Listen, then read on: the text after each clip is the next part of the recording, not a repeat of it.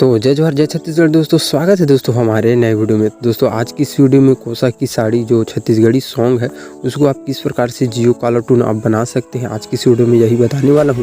तो दोस्तों जियो सावन में आप नहीं करेंगे क्योंकि उसमें सब्सक्रिप्शन चार्ज लेता है।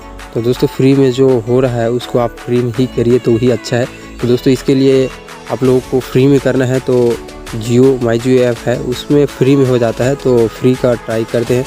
तो दोस्तों माई जियो ऐप को ओपन कर लेना है।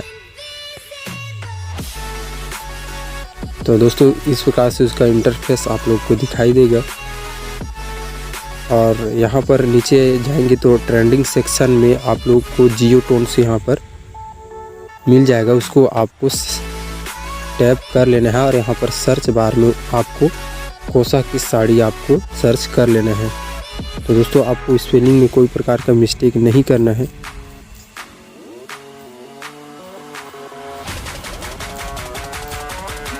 और कोसा की साड़ी यहाँ पर सर्च हमने कर लिया है और देख सकते हैं दोस्तों यहाँ पर 3 ऑप्शन आ चुका है।